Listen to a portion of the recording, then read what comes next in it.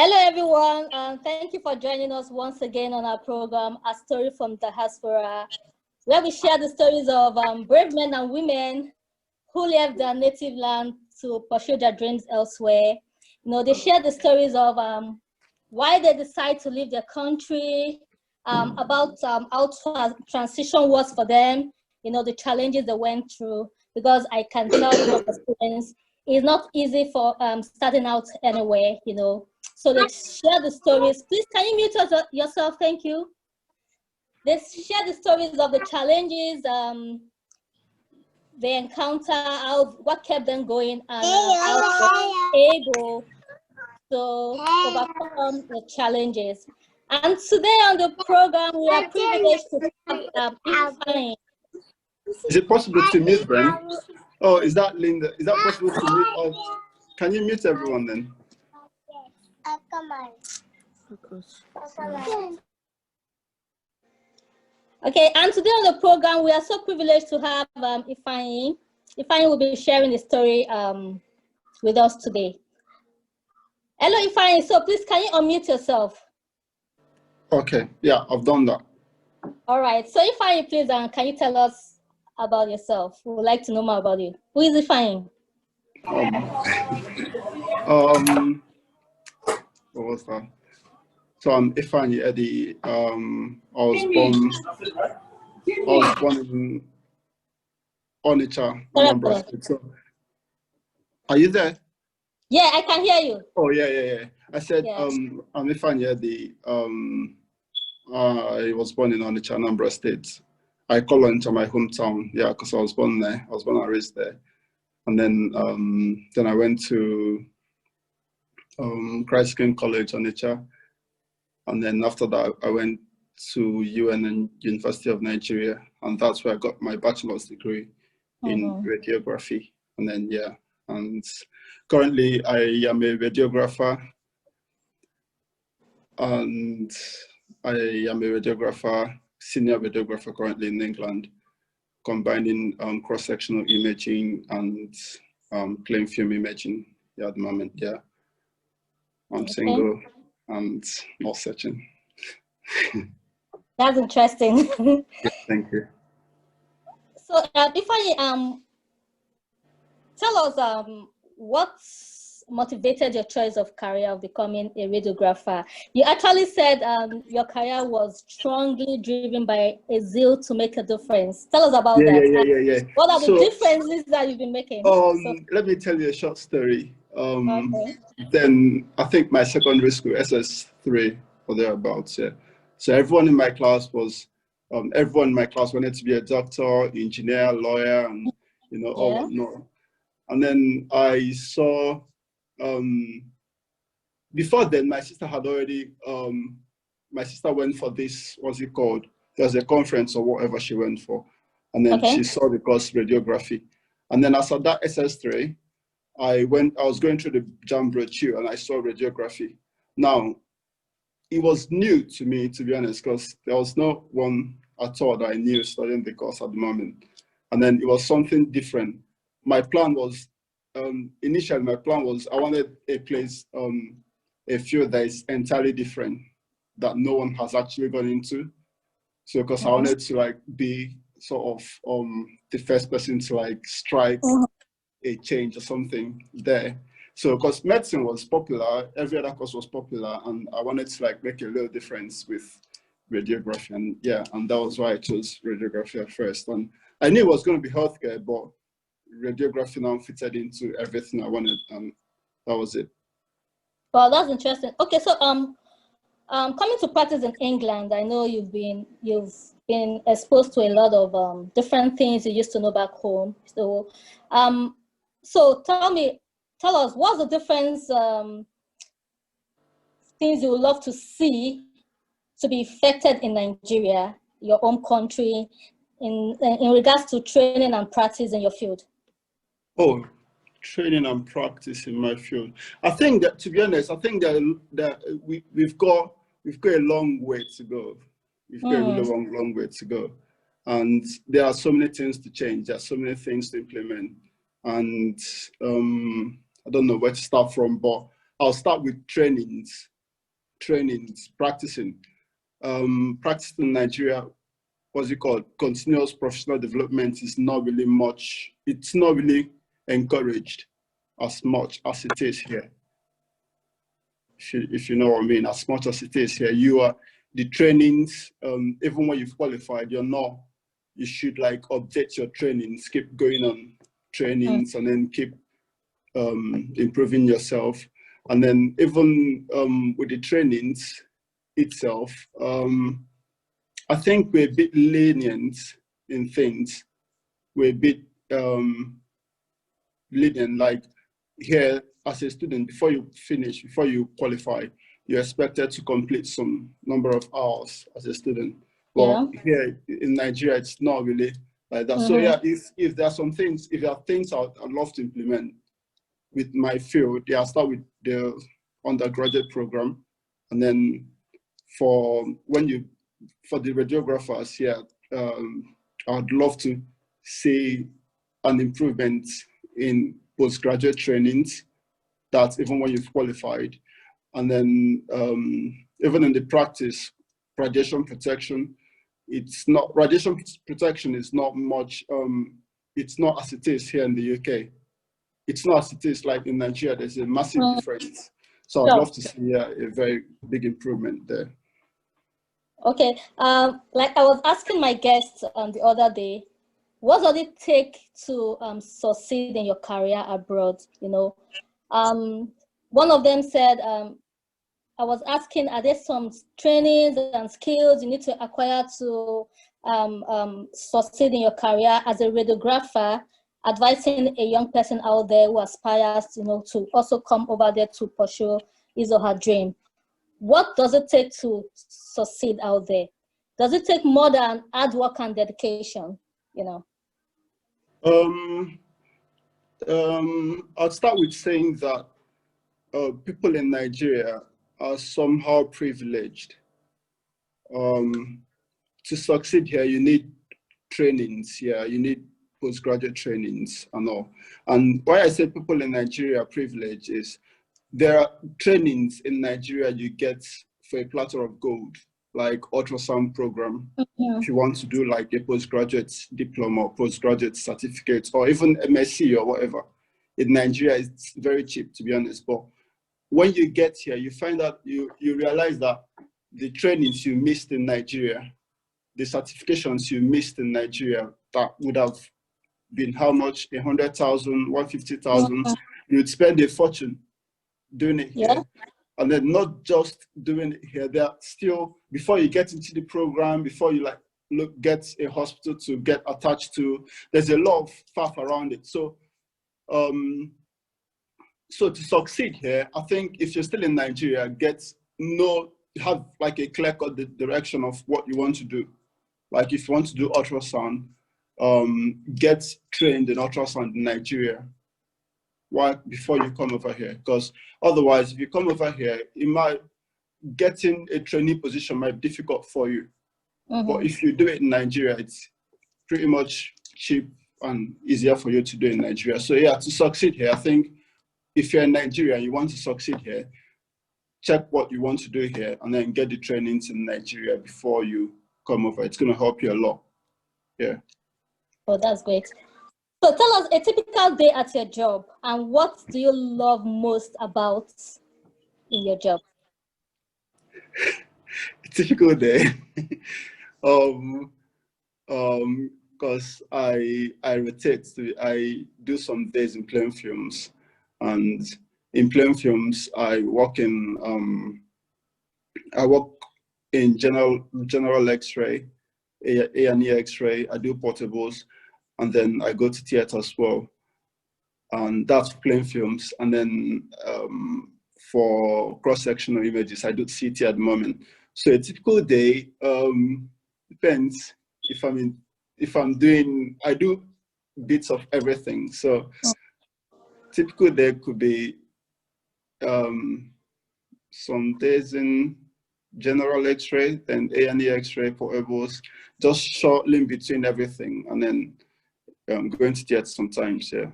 What I love about my job, I think what I love most is, you know how you, for plain films, working in plain films, I love working in accident and emergency, A&E, trauma. When you have like that nasty injury, nasty fracture, whatever, the patient can't move anything. And then you've seen the leg deformed, and then you get your images. I don't know, I usually try to put it, before I see my images, I usually, in my head, imagine what I'm expecting to see. And what I love most is when I get those images and I'm like, it corresponds to the mental picture I have. That feeling is usually very, very nice for me. I'm like, when, for instance, let me use, for instance, as little as a wrist x-ray, I'm expecting to see Colles fracture or whatever, and then I x-ray it. Yes, I saw that. I'm like, yes, that was what's in my mind already. Like looking at the patient, I've already like somehow imagined that this should be it. And then when I get it, the satisfaction there, yeah, that's what I love there. It might sound a bit, I mean, people try to say, what I love most in my job is when the satisfaction I give to patients, when I comfort. But no, for me, this is like, mine is a bit more technical for me. So yeah, that's what I love most. Yeah, that's the differences you're really making out there. Just like you said, you're there to make a difference, you know. Yeah. All right. If you have any question for our guest, you can unmute yourself and ask your question, or better still, you can send in your question in the chat. So let's get down to business, IFEANY. Okay. So we'd like to hear your story. One, why did you decide to leave Nigeria to pursue your dreams in England? And you and I know starting out here is not easy. I mean, there's a lot of challenges you have to encounter out there, you know, and so many people were not able to stand the test of time, and they decided to leave. So what were the challenges you went through? Was there a time, was there a point in time you were like, no, hell no, I can't do this anymore, I have to go back home? Obviously you did not, you know. So how were you able to overcome these challenges and now living your dreams? You know, because there's a lot of like one of my guests that came on this show, when she tells her story, a lot of people were crying. In fact, I started receiving messages and phone calls. Even her family member were like, you were going through all this and we never knew, you know. So what are those challenges? How were you able to overcome them and now living your dreams? So the question, the first part you said, you asked, why did you decide to leave Nigeria? Why did I decide to leave? Yeah. Let's take it bit by bit. So why did I decide to leave Nigeria? I think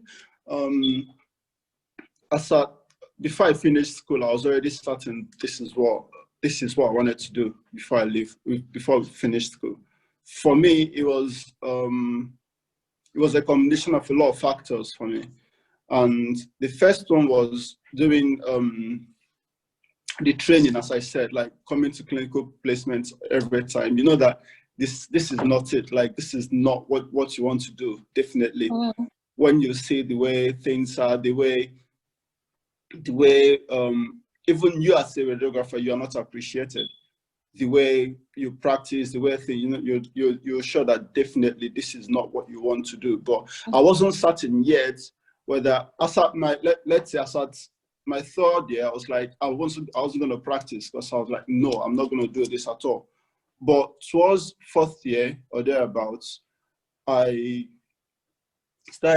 realized that I could do this as well. And reading people's testimony, I'm like, this sounds like what I want to do. Like, if I want to practice, I would rather not practice in Nigeria than, because that was basically and then also with the fact that a lot of things happen in Nigeria, the socioeconomic factors, you know, living in Nigeria as well, and that also contributed. But the first thing was like, I was almost certain that I was going to practice in Nigeria.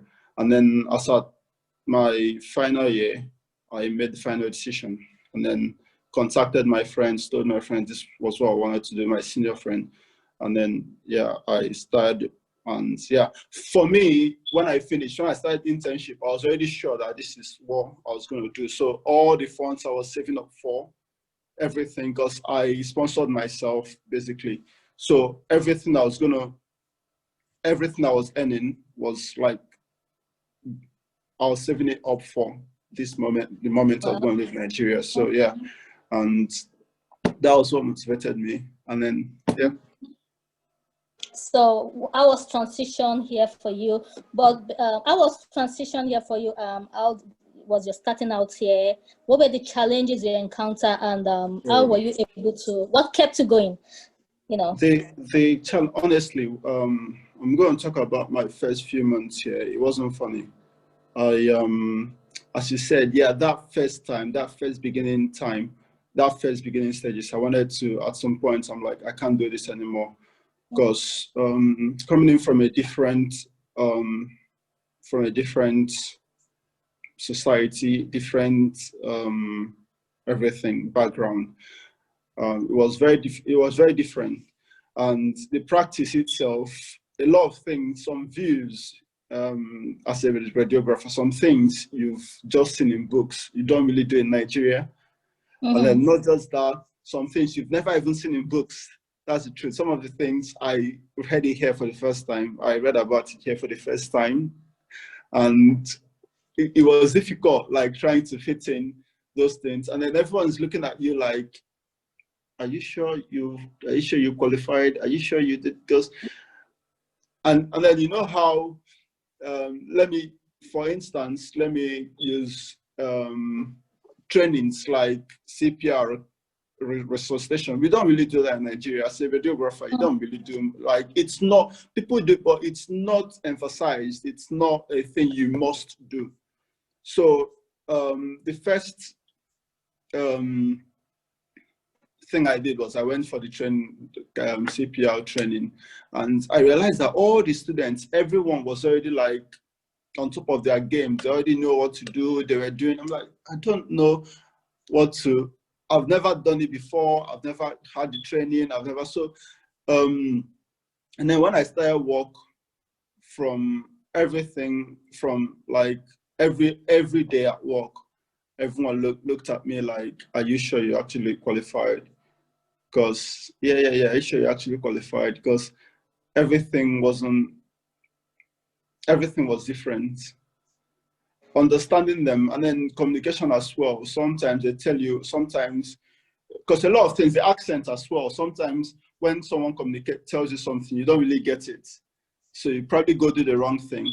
And then they're like, but the problem isn't that you don't know it, but probably you didn't catch it. You didn't catch the instruction that was given. Yeah. And then you might do the wrong thing, or you might just, and then they look at you like, so it was very difficult for me, but all this lasted for like a month or 2 or 3 months. And then I was able to stand up on my feet again. And yeah.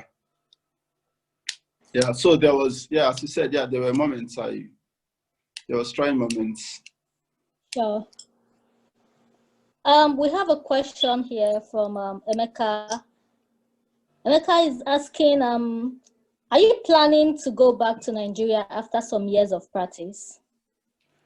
When you mean go back, of course I visit Nigeria. I try to visit Nigeria every year, but go back, like relocate back to Nigeria. I guess so. Maybe relocate to Nigeria to practice, maybe after so many years of experience in England, you know.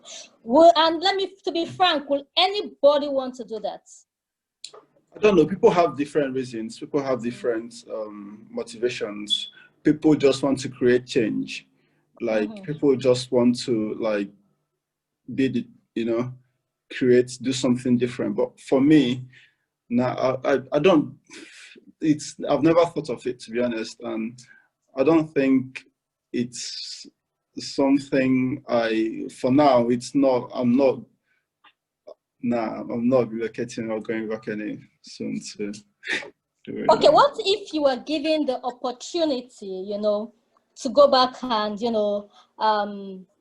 and make a change, a very big offer to be the head of maybe the medical board in Nigeria, you know, to bring changes with all your exposures and experiences in England.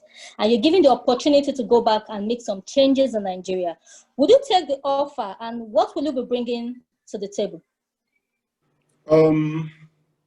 I wouldn't take the offer, but I'll tell you what I might bring into the table, because I don't think I'll take it. Because remember when I said to you that earlier, that what made me leave wasn't just about the practice. What made me leave was also about the socioeconomic crisis in Nigeria. So yeah, it's also about my safety. And also it's about waking up every morning knowing that that day could be your last day in Nigeria. So it's not really, honestly, it's not really about the money, to be honest. It's not, if I'm going back to Nigeria, it has to be 100%. The service should be just humanitarian, like not really for the money. Because even if you're making a lot of money in Nigeria, you're always like, living in Nigeria, you're always like one sickness away from ending your life. You're always like one kidney disease away from dying, or one heart condition away from dying. That's living all your life in Nigeria. You're always like, I'm not trying to speak ill about Nigeria, obviously, but personally, if I'm to go back to Nigeria, it has to be humanitarian, like to impact or to give back to the society. That's the 100%. That's gonna be like the only reason I'm going back to Nigeria for, not because of the money. So yeah. So if I'm to go back to Nigeria, what would I change in radiography? First of all, obviously, I don't know how it's still, I think it's still like that in Nigeria, whereby doctors head departments because they are doctors. So that's the first fault. That's the first thing I would fault our health system for. Because even when you come here in the country, the radiology department is in the radiology managers are not radiologists. The hospital managers, the what's it called? The chief executives are not doctors at all. They are people that are certified in management of firms and hospitals, and some of them you'd have to like manage something like banks. So imagine like making who would I give for example? You have to have years of experience managing. It might not be hospital, it might be like some organization, before you can be able. So it's not really, your medical degree have nothing to do with that. So if I'm to come back to Nigeria, I'm gonna start with that, because obviously when you get the doctors to manage, politics comes in. When you get like a particular, even when you say it must be a radiographer, I'm not saying give the radiographers to manage. I'm not even saying that. I'm saying let whoever is good with management head a unit or head a department. Yeah, my radiology manager is a radiographer, but that doesn't mean because she studied radiography. No, she has some other managerial history already. That's where she's managing it. So yeah, if I'm to come back, I would if I'm to change a lot of things, if I'm to come back and head, but if I'm given the opportunity to head department, obviously, I'll start with trainings. Yeah, trainings is really important. I usually emphasize it all the time, because it's not just having trainings once and ending it. If you are good at this, you should be able to have a continuous training on that. Like for example, I'll use the CPR I just talked about, cardiopulmonary resuscitation. I go for everyone. You have to maintain your CPR training every year. Like you've done it before, you've done it and everything, but every year it expires, you have to renew it.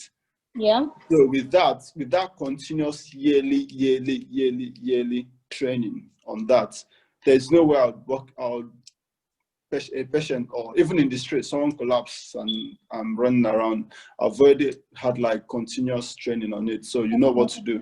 So yeah, I'll emphasize the fact that you can't practice if your training is out of date. If you're a radiographer, it's not just about doing these things. There are trainings that are mandatory that you have to always complete before you practice. You can't go ahead and do these things when you have no knowledge about this, or you can't practice as, because obviously in Nigeria there are a lot of quackery still happening, even within the radiography community, to be honest. So I'll make sure that you don't practice as this when you have limited knowledge on it, or when you don't have adequate knowledge on it. So, and yeah, when you start with that, that's when you're talking about a system where all the funds and all the technologies and everything has been provided.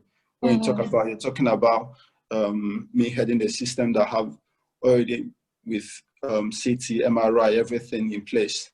We're talking about a system we already have everything. Yeah, I'll make sure that before people use those things, they are properly trained to do that. Yeah. Wow, that was interesting. Let's take another question from Linda. Annie. Linda says, one, she said, how is a guy like you single and not searching in a place like UK? And then a second question is, what challenges did you face the first 3 months in UK, and how did you overcome them? The first 3 months in the UK, the first was communication. Yeah, first was communication. Of leaving Nigeria. Nigeria was here was the first place I left. Like I had never gone to even Ghana, so I never knew I had an accent until I came here, obviously. So when people I can relate with that. yeah. So when you try to understand them, you struggle to understand them, and then they struggle to understand you as well. So that was the first challenge, communication. And then first 3 months, and how was I able to overcome it? Just, I don't know, just keep talking with them, keep interacting with them, just living your life you would overcome it. It comes with time. And then first 3 months, the techniques, a lot of, if you're a radiographer here, which example would I use? I remember doing HBL knee, HBL hip. You know how that's for radiographers anyway. The HBL hip wasn't really a thing I did in Nigeria, to be honest. I didn't do much of it. I never saw it in Nigeria. People did it in some hospitals, but I never ever witnessed it. So when I came in here, I remember doing it. Like every time I do it, I miss it. Every time I do it, I'm like, I have to repeat it. So it was really frustrating to me. And that period, first 3 months, I was always on my books. I was always reading again. I had to get the hospital's protocol. I always had to like go back to the protocol every time I finished my shift. And I think, yeah, reading, the first 3 months I came in here, I stopped social media for a while, and then I went strictly to my books, back to my books again. Yeah, that's how I overcome it. Yeah, so we have another question here. What are the occupational and cultural shock you experienced while starting out here? Shock? Yeah, the cultural and occupational shock. I think it's still part of like the accent thing. You talked about the differences in your practices, the way you practice in Nigeria, and coming here is a different ball games. So what were those practices that were like different? I think that's what our guest is asking. She's asking about the cultural and occupational shock. Occupational, okay, work, yeah. work. Okay, yeah. Let's say first is monitoring your dose.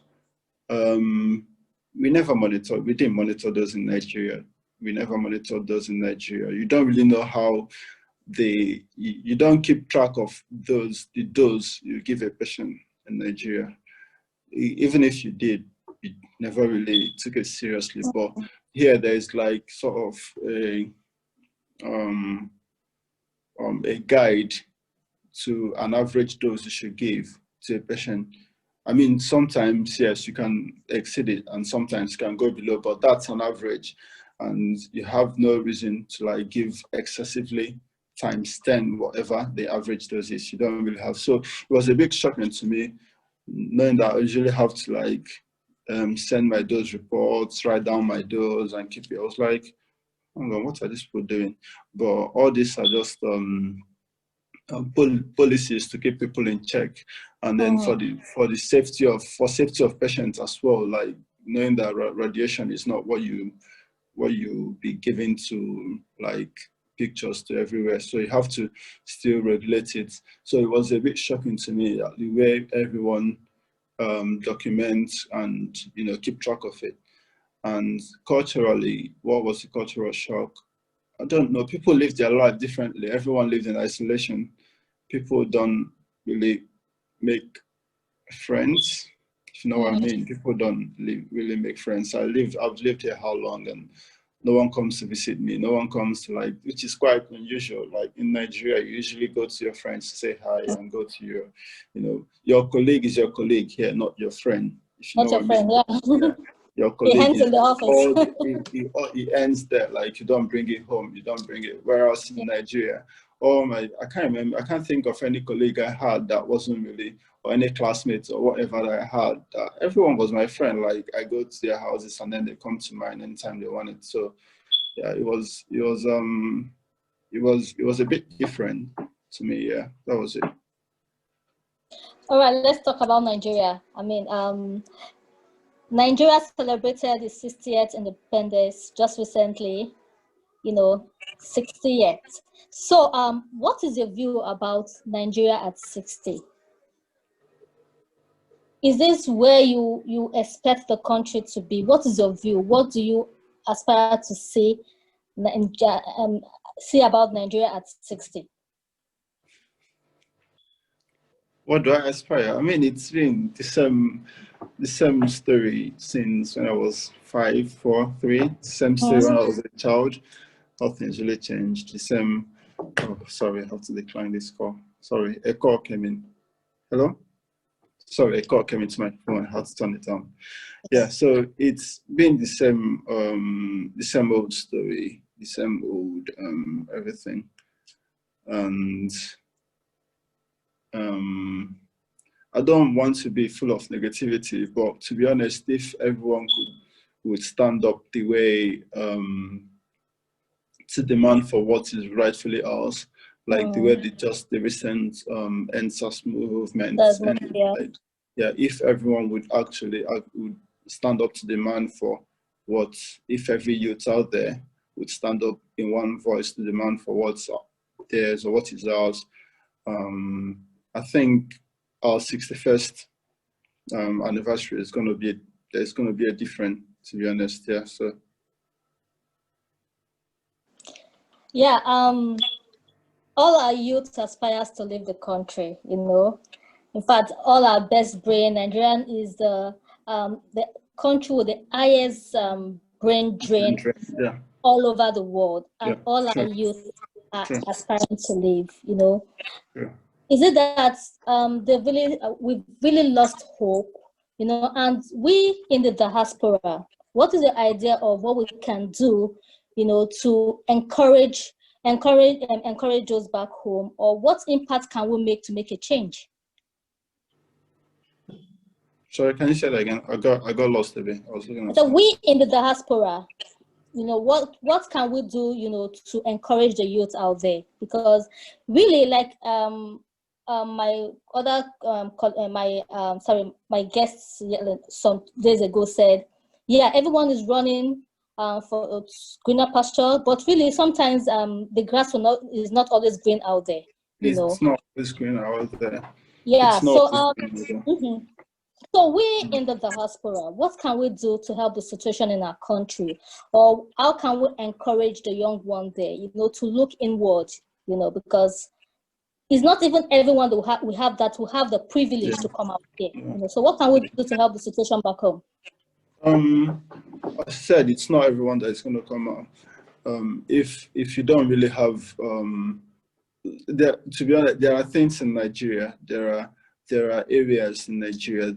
You can be millionaire in Nigeria. You can be billionaire in Nigeria, and apart from standing up in oneness to demand for what is actually rightfully ours, for us here, you've got, I don't know, someone was talking about I don't know what it's called again. Like if you check I'm trying to think about the word, but let me explain it the way it is. Like if you check the way people living here, the resources they give back home, the black tax, if you calculate in dollars, it's really a whole lot. So I think for us here, for the meantime, before we stand up for that change, we can actually look at stuff to start up in Nigeria. I think there are great minds in Nigeria that need human capital to start up something that is to start up investments and, you know, stuffs in Nigeria. All they need is like some financial, like you've got friends, you've got a brother trying to boost up the agriculture business, and then all they need is like probably ₦1 million funds or so. So just look out for them. Look out for those your brothers starting up legitimate businesses. And you over here, I think you can somehow. I know it's not really right to always be taxing people in Nigeria, always taxing you, but sometimes you look at it in a way that you're giving back to, you're improving the country, you're improving people out there back in your country, helps a lot. Like people have business ideas, agriculture or whatever, or any other thing that is going to really improve their quality of life, so that not everyone starts thinking about living in Nigeria. So instead of, sometimes the money you're giving them for their visa or whatever to leave the country, if they are put in good use in making investments or starting up businesses, it might go a long way better than they can be the next Dangote or the next, you know, what I mean. So yeah, look out for, invest in people already. For us, I think what we have to do to make everything better is investing in people already back home. Yeah, that's a good one, you know. And so what's your advice to young people out there, you know, because even with that, the idea is, I need to get out of this country. I need to get out of this country. So what's your advice to young people out there, you know, who aspires to get to where you are today, you know? Because I always say, it's not easy out here, but when coming out here, you need to plan yourself right, because if you don't, you lose focus. And you see, that's why a lot of people, when they come out here and when they can't stand the challenges, you know, they end up doing things that are not right, thereby tarnishing our image out there, you know. And so that is calling out to people, you know, to encourage them, you know. So what's your advice to a young person out there, a young man, a young lady out there who aspires, you know, a radiographer, a doctor, a nurse, whatever career, who aspires to come out here to pursue their dreams? What's the advice to them? If my advice to them is, if I mean, if it's what they actually want to do, if they've analyzed every other thing, and this is actually what they want to do, by all means, go ahead for it. But obviously, try to check already what your options are. Try to analyze what your options are. If you've got, I mean, for a radiographer, personally, if you've got if you check the things that's going to keep you back in Nigeria, you try to analyze it well and put on a scale and compare it with what you're coming here for. And if it's more, then obviously by all means go for it. Pick up your HCPC application and go for it. But for every other person out there, as I said, the grass is not always easier. People just say, oh, I'm going abroad, and then they come here with a visitor's visa or come here with just a student visa and then study some and then start finding it difficult to get a job and start finding it difficult, and then they start being living here without no job or living, sometimes it gets really, really, really difficult for them. So if you don't really try to have like a concrete plan before coming out here. If you've not got a concrete plan, you're better off like still stay back in Nigeria. Yeah. Okay, I have one more question here from Emeka. He said, what do you advise young radiographers in Nigeria? Should they marry first before traveling or travel first before marriage? Yeah, my honest advice, marriage. I don't like giving marriage advice because I might not be the best to ask about marriage. I'm not really that's by the way. So marriage, if you've got someone that you genuinely love with, if you've got someone you genuinely want to spend the rest of your life with, by all means, get married. By all means, get married. But don't jump into marriage. Don't think because you're coming out, you need to get married immediately. Yes, to be honest, yes, finding a partner here is difficult. But at the same time, you don't say because you live in the country, you need to get married and then jump into getting married in Nigeria is different from getting married here. When you get divorced, a lot of paperwork and it's quite different from how you do it in Nigeria. So you don't want to jump into a contract you're not sure you're going to continue. So when you've decided that, if you've seen someone, by all means, get married immediately. Get married before coming here. That's a better plan to do.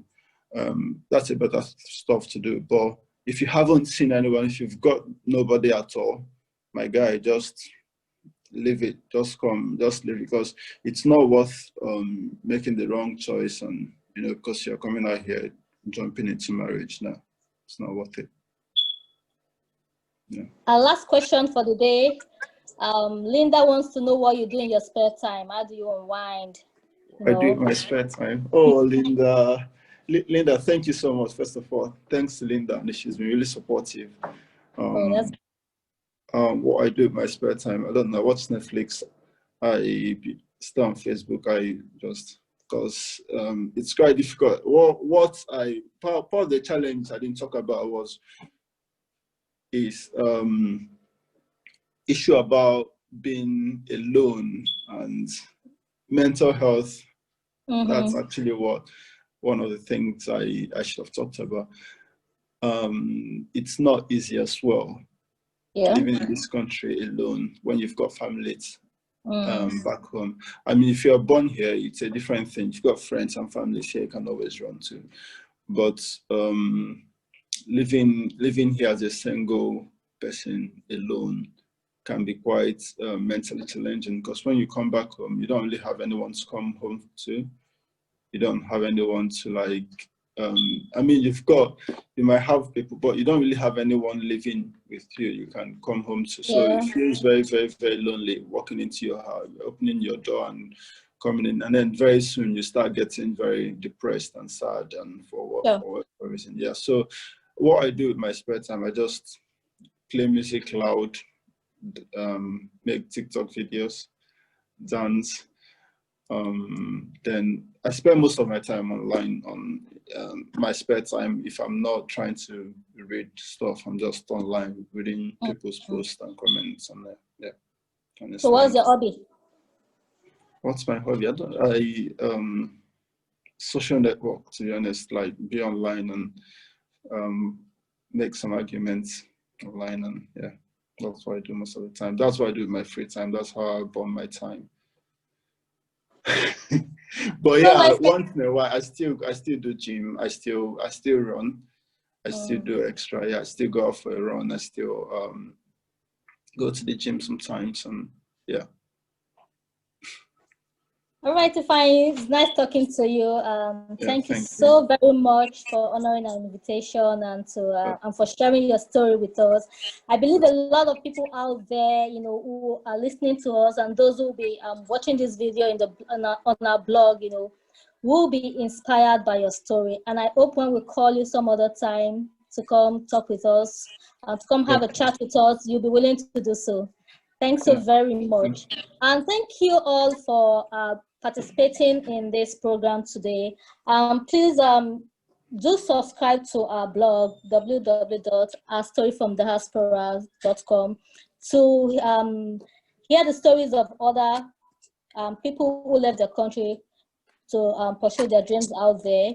You know, these are interesting stories to really inspire us, especially those of us who plan to come out here. You know, we need to know what is going out here for us to, you know, prepare ourselves, you know, for what is ahead of us, because like we always say, it's not easy out here. It's not really easy.